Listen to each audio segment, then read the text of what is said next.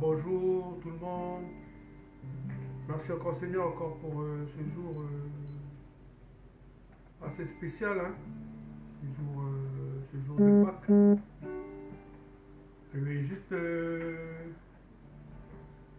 encore que le Seigneur puisse vous bénir. Peut-être que vous n'êtes pas forcément connecté ou vous allez vous connecter après, mais que Dieu puisse vous bénir. Dire là où vous êtes, avec votre famille, que vous soyez dans le confinement ou au travail même, alors que le Seigneur puisse vous bénir. Je vais juste qu'on puisse s'incliner devant le Seigneur, adresser une prière. Oui Seigneur notre Dieu, merci encore pour cette journée, cette merveilleuse journée. Merci parce que Seigneur, toi tu n'as pas de frontières. Ta parole n'a pas de frontières, Seigneur. Et elle ne peut pas s'évaporer, elle ne peut pas partir, même si nous sommes dans la crise en ce moment, Seigneur. Mais parce que toi, Seigneur, c'est au fond de notre cœur que tu veux établir, Seigneur, ta présence, Seigneur, notre Dieu. Oui, tu veux encore ce jour de Pâques, Seigneur, nous faire rappeler combien tu as vaincu la mort, Seigneur. Tu, tu nous as donné la vie, Seigneur, parce que tu es vivant, Seigneur. Oui, Seigneur, bénis encore ce temps encore, Seigneur, de prière, ces messages que je vais donner, ces petits chants que nous allons faire, Seigneur. Et bénis encore ceux qui vont tomber sur cette vidéo ou qui sont connectés sur cette vidéo. Bénis-les encore, Seigneur. Bénis leur famille, Seigneur. Chacune d'eux, Seigneur. Et c'est dans le nom de... Comme tu bénis aussi ma famille et ma femme et moi encore, dans cette maison. Et c'est dans le nom précieux de ton Fils Jésus-Christ que nous t'adressons cette humble prière. Amen. Amen. On va chanter le chant Un si grand miracle. Dieu, quel amour pour moi, quelle patience tu as conduit vers toi mon ignorance.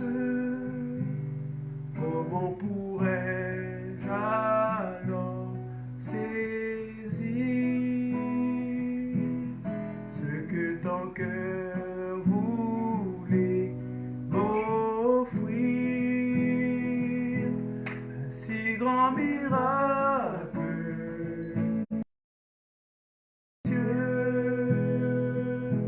ta mort à la Pâque nous ouvre les yeux. Ton salut remplace ma condamnation.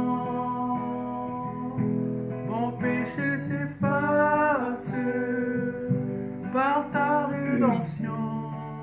Loué sois-tu, loué sois-tu, Dieu Tout-Puissant. Loué sois-tu, ce don si merveilleux, comment le vivre sans le répandre à ceux que tu veux suivre sur le chemin où il s'égare, loin de la vie et de l'espoir. Un si grand miracle, un si grand miracle, un don si précieux, ta mort à la Pâque nous ouvre les yeux. Ton salut remplace ma condamnation. Mon péché s'efface, mon péché s'efface par ta rédemption. Loué sois-tu, loué sois-tu, Dieu Tout-Puissant, Dieu Tout-Puissant, loué sois-tu. On va terminer par un si grand miracle, un temps si précieux, ta mort à la Pâque nous ouvre les yeux, ton salut remplace ma condamnation, mon péché s'efface par ta rédemption. Loué sois-tu, Seigneur, loué sois-tu, Dieu Tout-Puissant, loué sois-tu une dernière fois, loué sois-tu, Dieu Tout-Puissant, loué sois-tu. Oui, loué sois-tu encore, Seigneur, notre Dieu. Loué sois-tu, notre Dieu. Oui, Seigneur, nous allons encore, Seigneur, te prier parce que nous allons lire les messages, ta parole encore ce matin, Seigneur. Et plus encore ta parole, Seigneur, nous parler, Seigneur. Et me parler déjà moi-même, Seigneur, à ma femme ici à la maison, Seigneur. Et à parler, Seigneur, parler pour ceux qui visionneront la vidéo, Seigneur. Bénis-les encore, Seigneur. C'est au nom puissant de ton Fils Jésus-Christ. Dans cette humble prière. Amen. Dans le passage que nous allons lire aujourd'hui, en fait, il se trouve dans l'évangile. L'évangile selon l'apôtre Luc, on va dire au chapitre 24, hein, c'est le dernier chapitre de son livre. Je lis à des versets 13 au verset 27. Alors il est dit, et voici ce même jour, 2 disciples allaient à un village nommé Emmaüs, éloigné de Jérusalem de 60 stades. On va dire 60 stades, c'est 12 km. Hein. Bon, on peut dire de la ville Nouméa jusqu'à Couture, on va dire. Hein. Et ils s'entretenaient de tout ce qui s'était passé sur le chemin. Pendant qu'ils parlaient et discutaient, Jésus s'approcha et fit route avec eux. Mais leurs yeux étaient empêchés de le reconnaître. Jésus leur dit, de quoi vous entretenez-vous en marchant? Et ils s'arrêtèrent, l'air attristé. L'un d'eux, nommé Cléopas, lui répondit, es-tu le seul qui, séjournant à Jérusalem, ne sache pas ce qui est arrivé ces jours-ci? Quoi? Leur dit Jésus. Et ils lui répondirent, ce qui est arrivé au sujet de Jésus de Nazareth, qui était un prophète puissant en œuvre et en parole devant Dieu et devant tout le peuple. Et comment les principaux sacrificateurs et leurs magistrats l'ont livré pour le faire condamner à mort et l'ont crucifié. Nous espérions que ce serait lui qui délivrerait Israël. Mais avec tout cela, voici le 3e jour que ces choses se sont passées. Il est vrai que quelques femmes d'entre nous nous ont fort étonnés, s'étant rendues de grand matin au sépulcre et n'ayant pas trouvé son corps. Elles sont venues dire que des anges leur sont apparus et ont annoncé qu'il est vivant. Quelques-uns de ceux qui étaient avec nous sont allés au sépulcre et ils ont trouvé les choses comme les femmes l'avaient dit. Mais lui, ils ne l'ont point vu. Alors Jésus leur dit, ô homme sans intelligence et dont le cœur est lent à croire tout ce qu'ont dit les prophètes, ne fallait-il pas que le Christ souffre ces choses et qu'il entre dans sa gloire? Et commençant par Moïse et par tous les prophètes, il leur expliqua dans toutes les Écritures ce qui le concernait. Amen. Alors on va passer au message que j'ai à donner ce matin. Seigneur Dieu notre Père, merci encore pour ta parole qui a été lue à l'instant. Et Seigneur, dispose nos cœurs, déjà moi-même, Seigneur, pour ce message, Seigneur. Dispose nos cœurs, que toute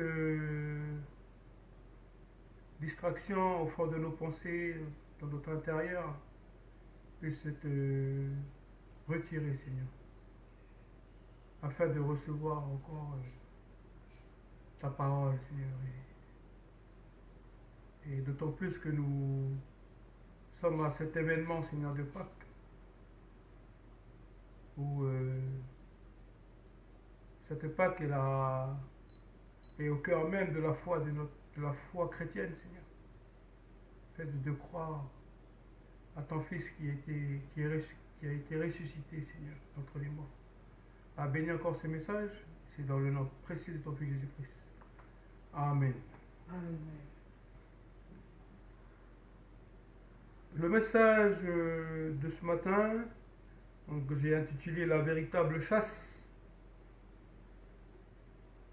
Donc, mon message porte sur le passage des disciples sur le chemin d'Emmaüs. Cette histoire se passe même où Jésus a été ressuscité. Le jour même où Jésus a été ressuscité. Pour nous chrétiens, le jour d'un dimanche. Cela doit probablement se passer en fin d'après-midi. Au verset 16 de ce passage, leurs yeux étaient empêchés de le reconnaître.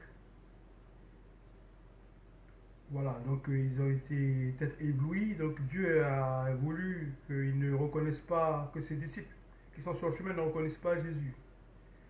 Et la nuit est aussi sur le point de tomber. Au verset 29, il est dit, le jour baisse et le soir approche. Ils sont à une douzaine de kilomètres de Jérusalem et se rendent dans un village voisin, Emmaüs. Ce contexte où l'on voit que deux personnes qui marchent. J'ai comme cette impression que cela est similaire à notre époque d'aujourd'hui, pendant cette crise sanitaire. Jésus qui dans son vivant, lui rassemblait les foules. Et il y avait de la manifestation, du chahut.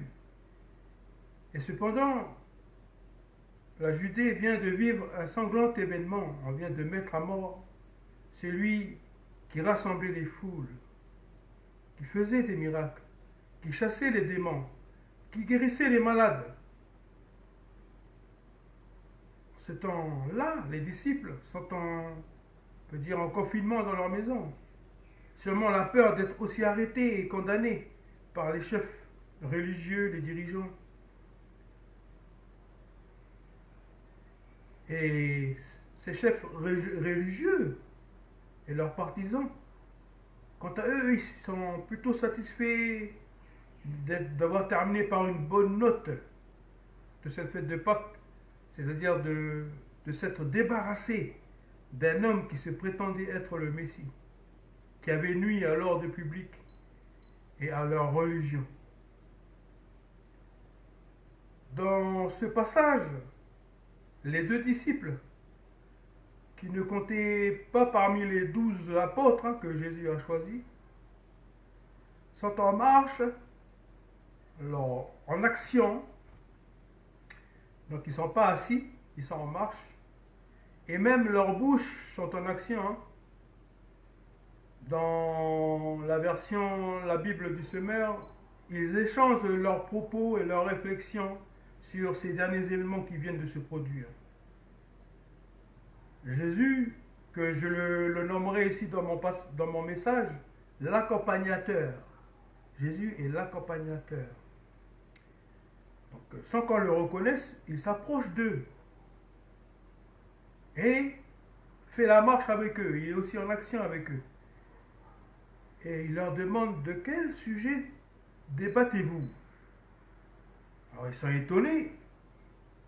Et en fait, ils répondent à Jésus. Mais en fait, cela, il fait partie de la une des journaux. Et toi, tu séjournes tout seul à Jérusalem ou quoi?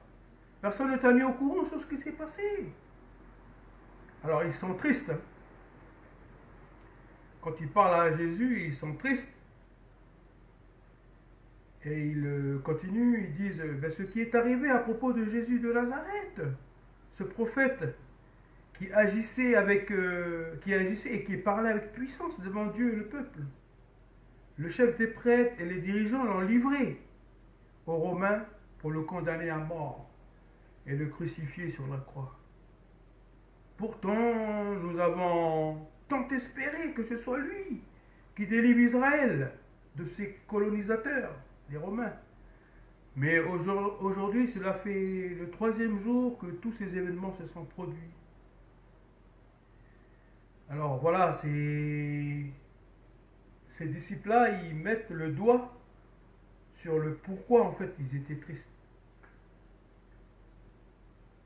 Alors n'aurait-il pas basculé dans les mêmes pensées que ces chefs religieux de l'époque? Que le Messie ne serait jamais né dans une modeste étable d'une telle bourgade comme Bethléem, qu'il ne serait jamais assis sur un ânon, parce que pour eux le Messie il serait assis sur un grand cheval blanc. Et normalement, il serait beaucoup plus robuste que celui qu'on vient de condamner, c'est Jésus-Christ de Nazareth. Alors, et n'avait pas-il tout laissé dans leur vie pour suivre ce Jésus-Christ, ce Messie? N'ont pas-ils laissé leur travail, leur famille, et n'ont pas-ils tout misé sur ce Jésus? Ne serait-ce pas de cela qu'ils discutaient en chemin, et jusqu'à finir à en douter de qui est le véritable Messie? Pourtant, ils étaient avec lui. Après tout, pour ces 2 disciples d'Emmaüs là, qui marchent sur le chemin, après tout, ne vaudrait-il pas mieux maintenant que chacun rentre chez soi? Voilà, c'est fini de rester entre disciples, puisque le maître, on ne retrouve même plus son corps. C'est plus la peine. Chacun rentre chez soi. Nous, on rentre à Emmaüs. Voilà, chacun, il reprend son travail. Si l'autre, il a été pêcheur, ben, il reprend son métier de pêche. Voilà, c'est cette situation où ces disciples-là, ils sont attristés, en fait. C'est comme si un château de cartes s'est effondré. Alors, ils continuent, hein, ces disciples. Ils disent à Jésus. Et il y a aussi les femmes de notre groupe qui se sont rendues ce matin-là. Ils se sont rendus tôt. Ils ont découvert que la pierre qui referme les tombeaux était déplacée. Elles étaient entrées pour retrouver le corps de Christ. Un ange leur est apparu en vision, leur disant: pourquoi cherchez-vous parmi les morts celui qui est vivant? Jésus est vivant. Alors elles vont rapporter aux disciples ce qu'elles ont entendu et ce qu'elles ont vu. Et certains d'entre eux, après avoir entendu ces femmes, dont surtout Pierre, pour s'assurer, ils se rendent aussi ils se rendent aussi à la tombe. Et voilà, ils constatent que c'est exactement ce que les femmes leur ont raconté, que, que, que Jésus n'est plus dans le tombeau, que son corps n'est plus là. Et je pense que ces disciples-là ont voulu certainement rencontrer aussi cet ange-là, pour que puisse leur donner plus de renseignements. Alors Jésus, où il est?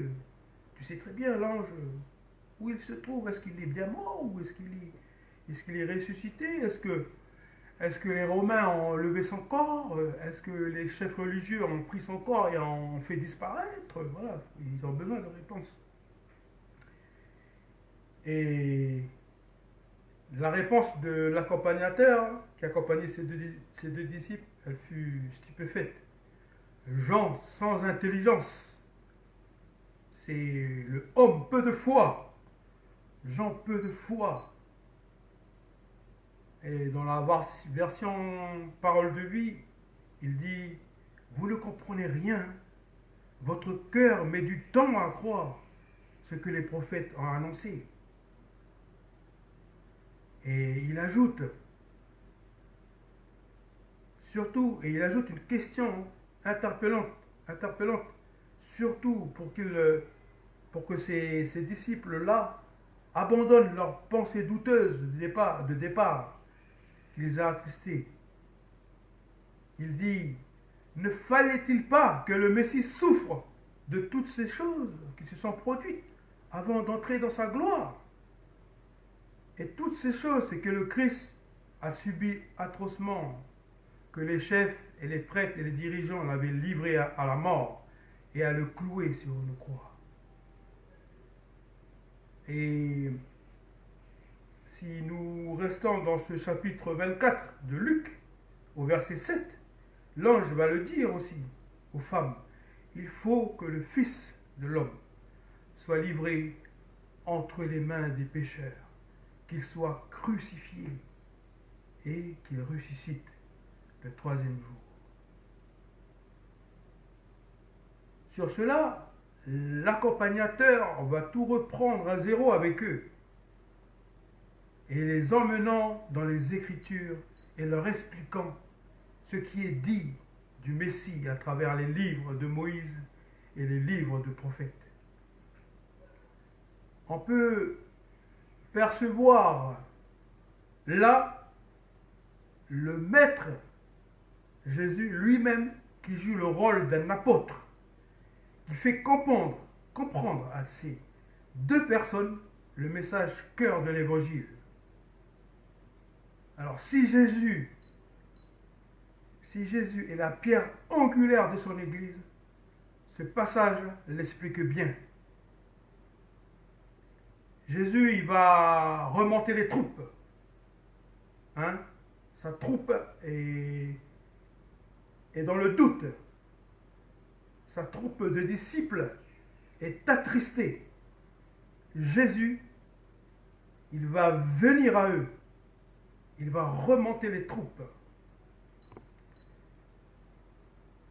Et c'est vrai que ce passage me fait penser aussi au passage de l'apôtre Étienne, quand il va rencontrer l'eunuque éthiopien. Et cet eunuque éthiopien, l'apôtre Étienne va lui parler de Jésus. Jésus dans les Saintes Écritures. Qui dans ce chemin où Étienne va finir par le baptiser.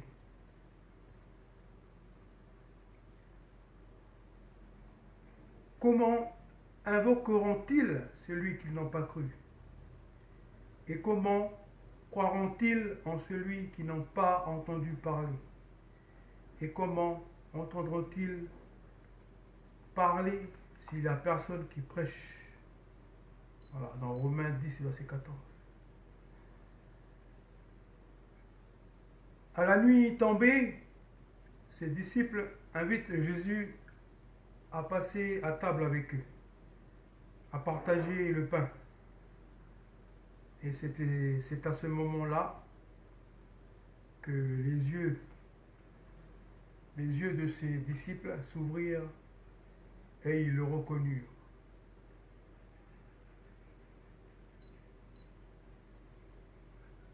Ne sommes-nous pas des gens sans intelligence, des hommes peu de foi, qui ont les yeux fermés, s'apitoyant sur notre sort, notamment en cette période de crise? Déjà en parlant de moi-même, il m'arrive de dire à ma femme que j'ai attrapé le cafard, que j'ai des pics de tristesse qui me viennent aussi subitement durant ce confinement. Je me rappelais mon enfance quand je passais des journées entières à pleurer sur le lit chez ma grand-mère à Wailou. Je n'attendais que le retour de mon père en fin de journée.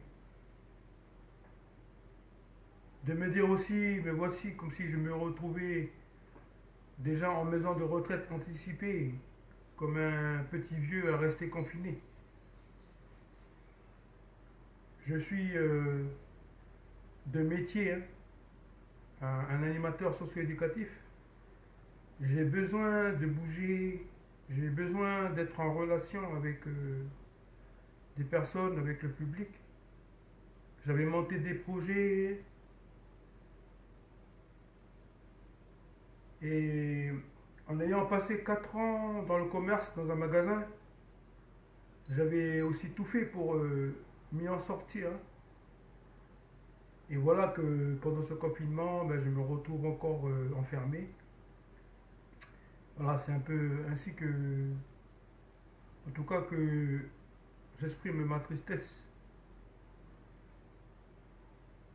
À- Au 1er janvier, on parlait d'une bonne année 20 sur 20. Et personne n'aurait jamais pensé une année 20 plus 20, qui était égal 40, donc se retrouver en quarantaine. Énormément de monde.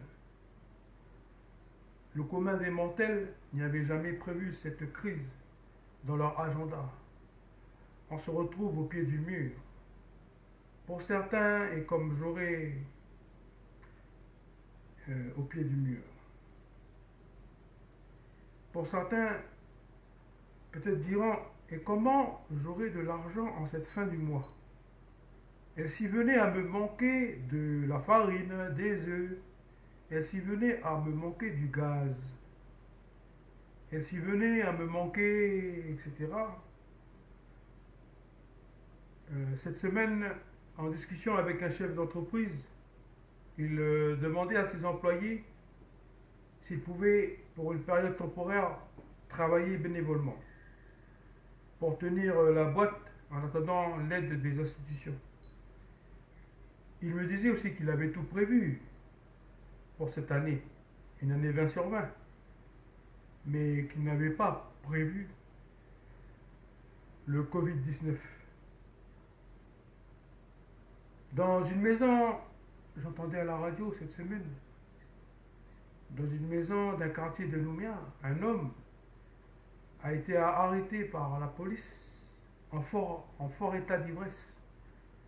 Il venait, il venait d'agresser violemment sa femme dans leur appartement. Cet homme-là, avait-il prévu de mettre un frein sur sa consommation abusive d'alcool avant ou au début du confinement? Et j'en passe de toujours de faits divers qu'on peut y trouver à flot dans les médias, dans les réseaux sociaux. Voilà, il y a tellement de faits divers. Et c'est vrai que je peux aussi vous mettre en garde ce qui se passe aussi à la radio, dans les journaux, en prenant du recul par rapport à ce qui est dit aussi. Après, pendant ce confinement, je ne néglige pas, bien sûr, que des gens aussi ont pu tirer leur épingle du jeu durant cette crise. Chers frères, chères sœurs au Christ, nous sommes sur ce chemin d'Emmaüs. Nous sommes tristes. On retrouve ce chemin.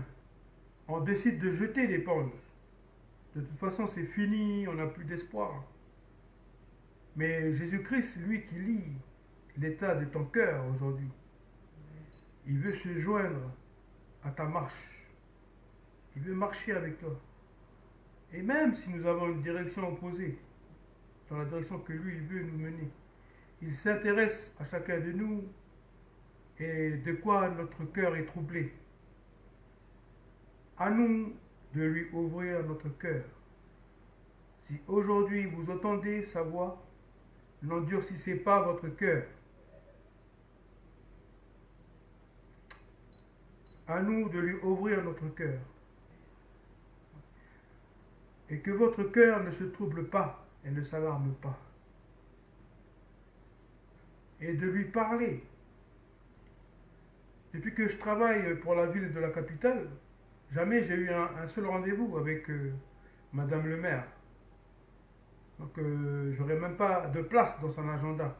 Mais alors qu'avec le Seigneur, tu peux avoir rendez-vous à chaque instant, à chaque seconde, pour le prier, pour lui parler ouvertement, comme si tu parlais à un proche, comme si tu parlais à un ami, comme si tu parlais à un confident.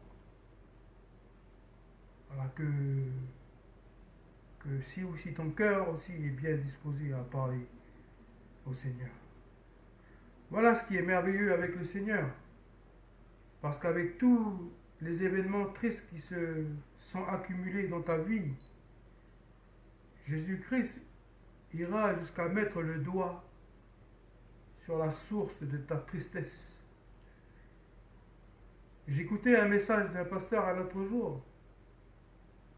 C'est qu'une transformation sur le plan spirituel d'une personne se fait toujours avec une rencontre entre Dieu et cette personne. Il n'y a pas de rencontre. S'il n'y a pas de rencontre, mais la personne elle va être isolée, elle ne pourra pas rencontrer Dieu. Elle sera peut-être sans repère dans sa vie. Elle ne saurait où s'accrocher dans ce monde.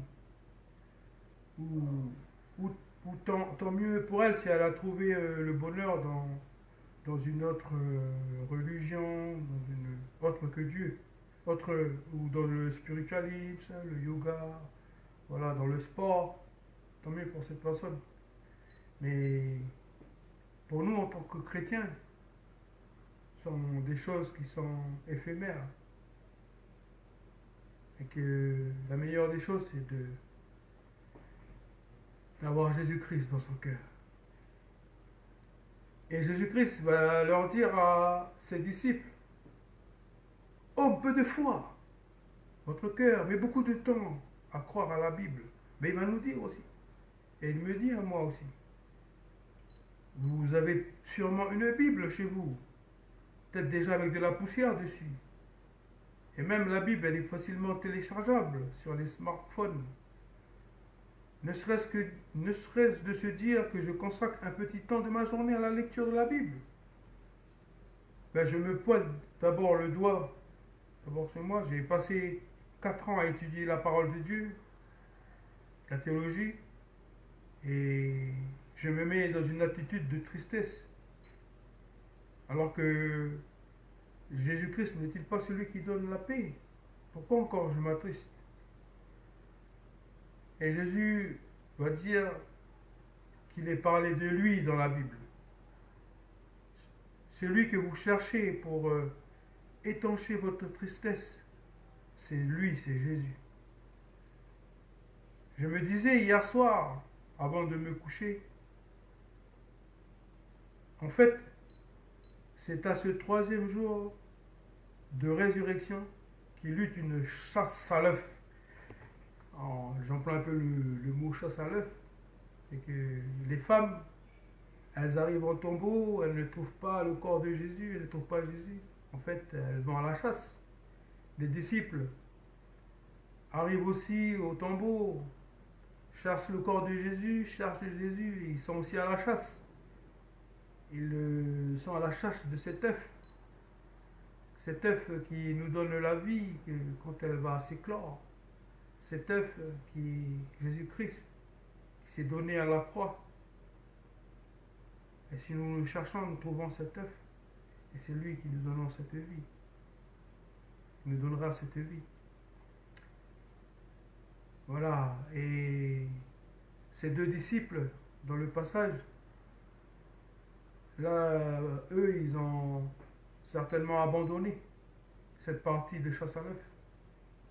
Ils se sont retirés de cette partie et partent, ils sont découragés, rentrent chez eux. Voilà, je vais j'approche, j'arrive à la conclusion de mon message.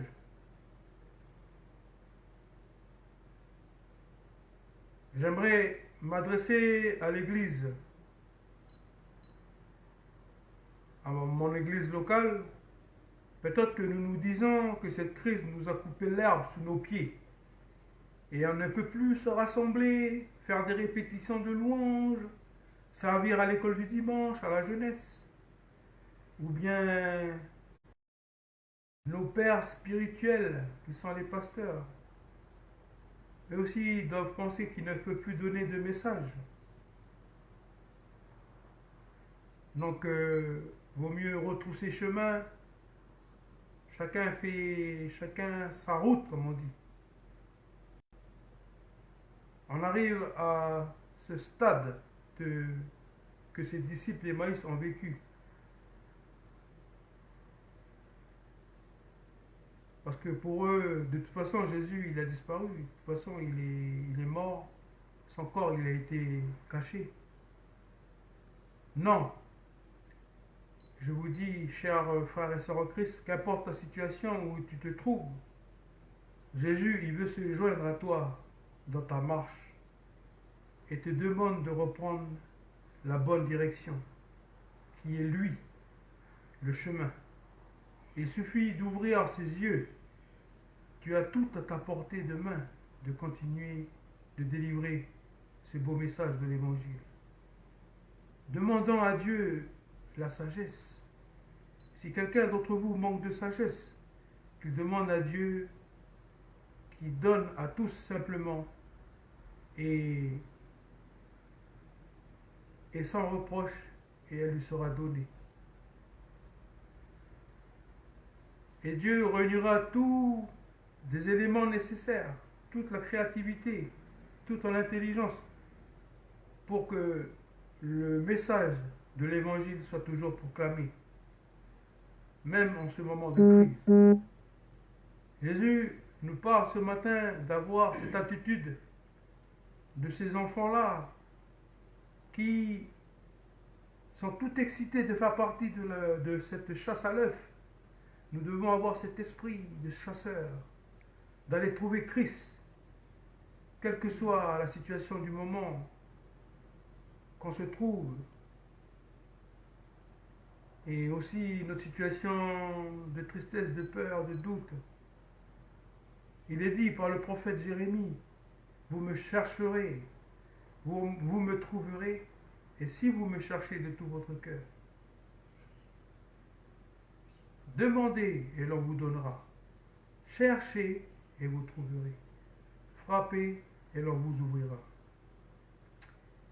Et de tout votre cœur, tel est le message de Pâques, de croire en la mort et à la résurrection de notre Seigneur Jésus-Christ et de l'avoir trouvé, de l'accepter comme unique Sauveur et Seigneur dans son cœur. Il n'y a que cette voie qu'on pourrait retrouver Jésus-Christ. C'est alors qu'on pourrait aussi ressentir comme ces disciples d'Emmaüs, quand ils disaient, notre cœur ne brûlait-il pas en nous lorsqu'il nous parlait en chemin et nous expliquait les Écritures. Chers frères en Christ, voilà, mon message se termine. Je vous souhaite de passer un bon dimanche et Dieu vous bénisse. Amen.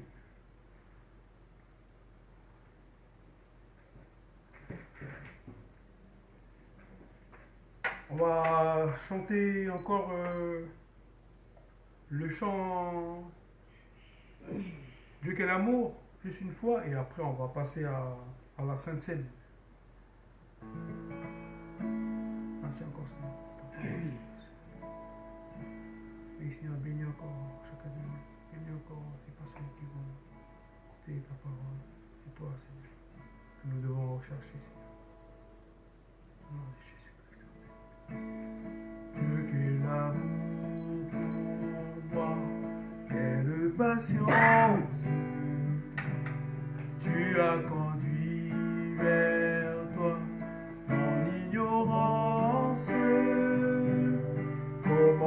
pouvais-je alors saisir ce que ton cœur voulait m'offrir? Un si grand miracle, un si grand miracle, un don si précieux, ta mort à la Pâque nous ouvre les yeux, ton salut remplace ma condamnation, mon péché s'efface par ta rédemption. Loué sois-tu, Dieu Tout-Puissant, loué sois-tu,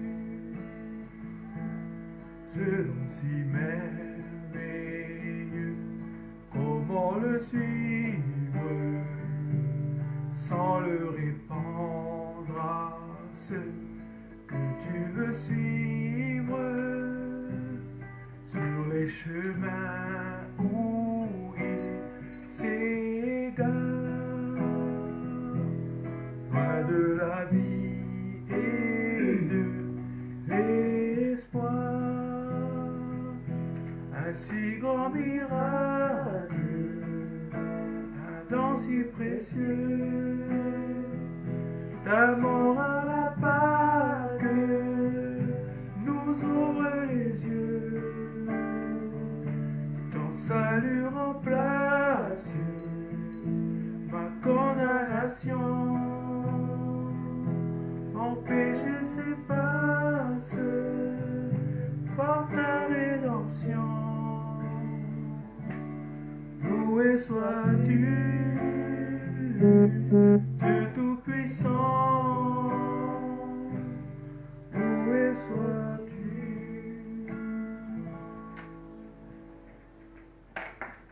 Alors on va prendre le repas de la Seine.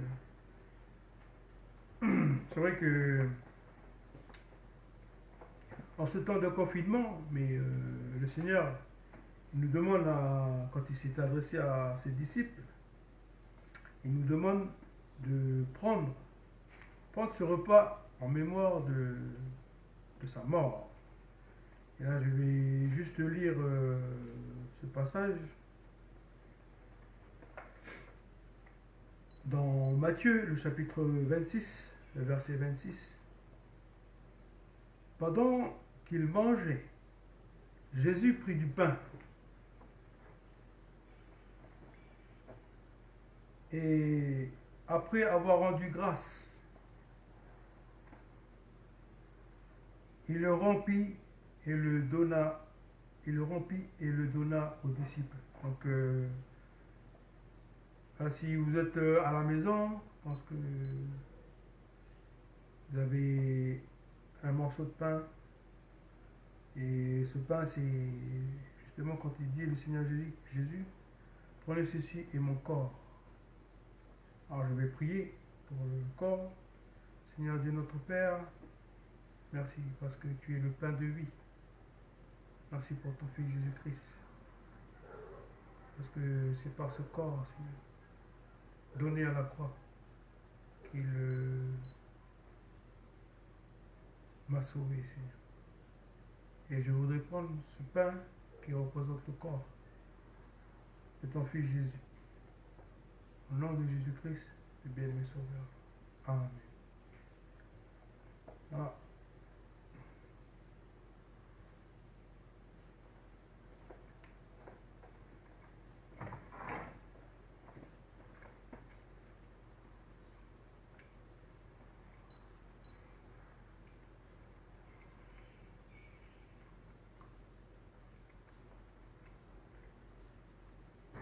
Il prit ensuite une coupe, et après avoir rendu grâce, il leur donna en disant, buvez-en tous, car ceci est mon sang, le sang de l'alliance qui est répandu pour beaucoup, pour le pardon des péchés.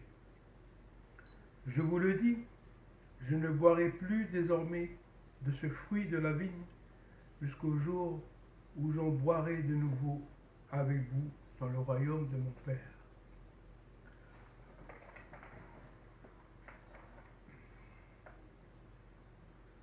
Voilà. Je vais juste prier pour cette coupe sans ton Fils Jésus-Christ. Et Seigneur, merci encore, notre Dieu. Merci parce que nous sommes à cet événement de Pâques. Et c'est vrai, Seigneur, tu te laisses trouver à qui sont en train de te chercher, Seigneur. Et ceux qui te cherchent, Seigneur, c'est des vrais adorateurs en esprit et en vérité, Seigneur. Et merci encore pour cette coupe, Seigneur. Pour ce sang, Seigneur, qui a coulé à la croix. Je le prends, je veux le boire en mémoire, Seigneur, de ta mort, de ta souffrance, Seigneur, à la croix. Au nom de Jésus-Christ. Amen.